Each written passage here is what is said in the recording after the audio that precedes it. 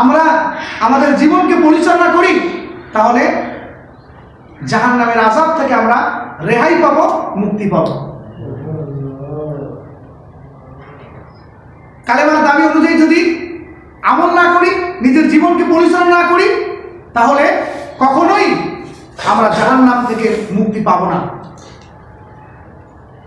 মুসলমানের ঘরে জন্ম লাভ করছি বলেই যে মুসলমান, কালেমার দাবি অনুযায়ী আমল করার কোনো খেয়াল নাই, কালেমার দাবি অনুযায়ী জীবন পরিচালনার কোনো ফিকির নাই, এভাবে চললে আল্লাহ তাআলার কাছে কি পাওয়া যাবে না? নাজাত পাওয়া যাবে না, আল্লাহর শাস্তি থেকে রেহাই পাওয়া যাবে না। মুআজ্জাজ হাজিরিন, তো আল্লাহ তাআলা এখানে কি বলছেন?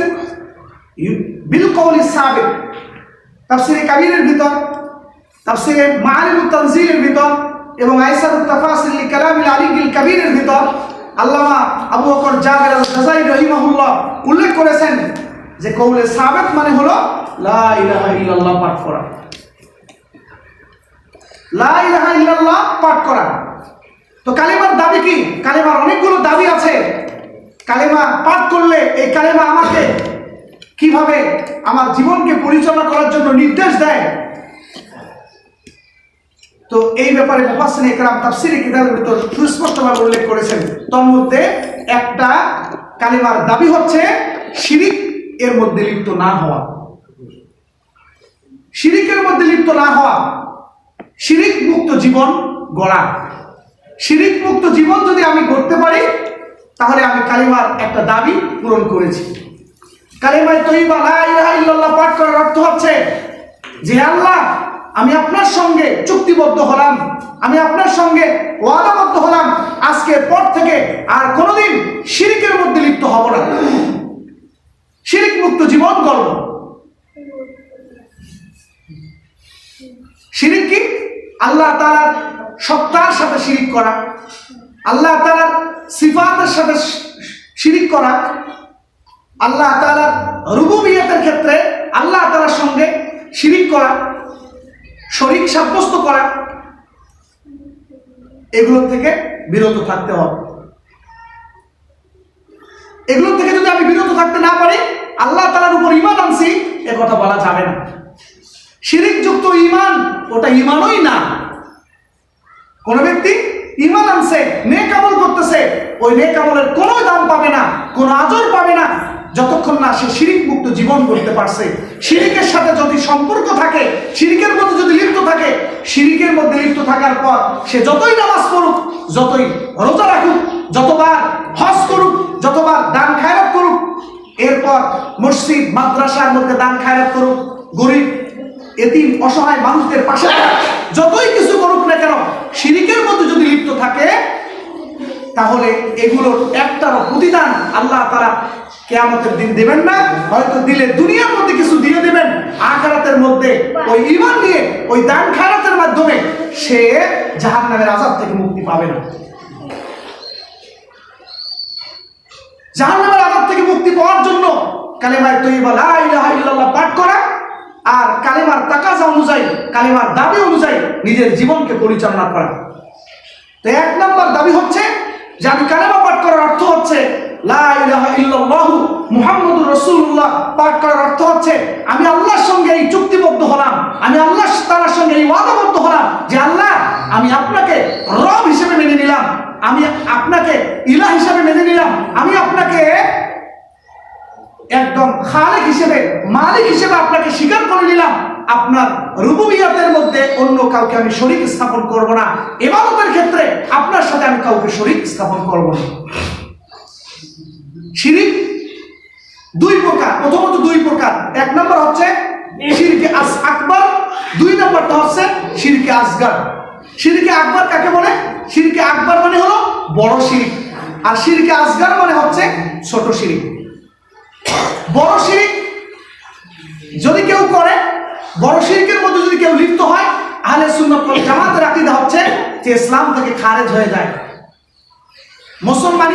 মুসলমানের দায়রা সীমানা থেকে সে বের হয়ে যায়, সে আর মুসলমান থাকে না, ঈমান ভঙ্গ হয়ে যায়, ঈমান নষ্ট হয়ে যায়। আহলে সুন্নাত ওয়াল জামাতের আকীদা এটা নয়। আহলে সুন্নাত ওয়াল জামাতের আকীদা হচ্ছে যে শিরিক যদি করে তাহলে কি হবে? শিরিক করার সাথে সাথে সে ঈমানের দায়রা থেকে বের হয়ে যাবে। কিন্তু কবিরা গুনাহ যদি করে ঈমানের দায়রা থেকে সে বের হবে না, ঈমানের ভেতরেই থাকবে, মুসলমানই থাকবে, কিন্তু শত শত বছর আল্লাহ তাআলা যা তার জন্য শাস্তি নির্ধারণ করেন, এই শাস্তি ভোগ করার পর কোনো না কোনো এক সময় সে জান্নাতের মধ্যে যাবে, যদি কবিরা গুনাহ করে।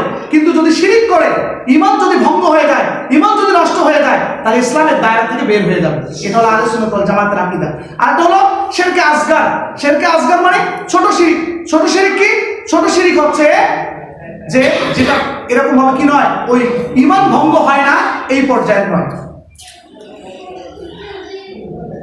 যেমন শিরকে আকবার কি, এটা আমরা আগে বুঝি। শিরকে আকবার মানে বড় শিরিক। বড় শিরিক হলো, প্রথমত শিরিক হলো দুই প্রকার, একটা হলো শিরকে আকবার, একটা হলো শিরকে আসগার। তো শিরকে আকবার তিন উপায় হতে পারে। একটা হলো ফিল আকওয়ালি ওয়াল আমালি ওয়াল ইতিকাদি। শিরকে আকবার তিন উপায় হতে পারে: বিশ্বাসগত শিরিক, আমলগত শিরিক এবং কথা, এই যে কথার সাথে সম্পৃক্ত শিরিক। সমস্ত প্রকার শিরিক থেকে বাঁচতে হবে। আমলগত শিরিক যেমন সেজদার মালিক একমাত্র আল্লাহ, এই সেজদার মালিকানার ক্ষেত্রে অন্য কেউ শরীক স্থাপন করা যাবে না। সেজদার মালিক একমাত্র আল্লাহ। এই কপাল ঠুকবে, এই কপাল এরকম হবে, সেজদার জন্য অবনত হবে, মস্তক অবনত হবে একমাত্র আল্লাহর কাছে। এই সেজদা যদি আমি আল্লাহকে দিলাম, পাশাপাশি আবার কোনো কবরের মধ্যে গিয়ে, কোনো মাজারের মধ্যে গিয়ে আমি সেজদা করলাম, তাহলে আমি সেজদার ক্ষেত্রে, আমলের ক্ষেত্রে আল্লাহ তাআলার সঙ্গে ওই পীর, ওই মাজার যেখানে আমি সেজদা করলাম তাকে শরীক স্থাপন করলাম। নাউজুবিল্লাহ। এটা শিরিক। এই শিরিক যখনই কোনো ব্যক্তি করলো, তো শিরিক করার সাথে সাথে ঈমানের দায়রা থেকে সে বের হয়ে যাবে, মুসলমান থেকে সে খারেজ হয়ে যাবে। অনুরূপভাবে আকওয়াল, কথাবার্তার মাধ্যমে শিরিক হতে পারে। আল্লাহ তাআলা একজন, একক, কুল হুয়াল্লাহু আহাদ। আল্লাহ তাআলা একজন, এক সত্তার নাম আল্লাহ তাআলা। তার সঙ্গে যদি বলা হয় ছোট খোদা, বড় খোদা, আল্লাহ তাআলা এরকম ভাবে বড় খোদা, যেমন খ্রিস্টানরা বিশ্বাস করে ঈসা আলাইহিস সালাম আরেক খোদা, মরিয়ম আলাইহিস সালাম আরেক খোদা, তিন খোদায় তারা বিশ্বাস করে। এমনটা কেউ যদি বিশ্বাস করে, তো বিশ্বাস করার সাথে সাথে সে শিরিকের মধ্যে লিপ্ত হয়ে গেল। এই শিরিকযুক্ত ঈমান থেকে বের হয়ে আসতে হবে।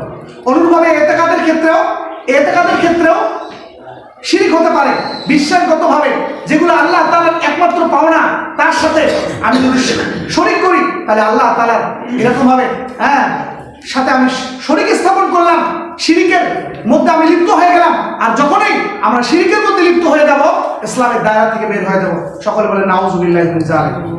এজন্য শিরিকের দায়রা থেকে আমাদের বেরিয়ে আসতে হবে। কোনটা কাজ শিরিক আর কোনটা এরকম ভাবে করলে মানুষ মুশরিক হয়ে যায়, শিরিক যুক্ত আমল হয়ে যায়, এগুলো আমাদের চিনতে হবে, বুঝতে হবে, এগুলোকে বর্জন করতে হবে।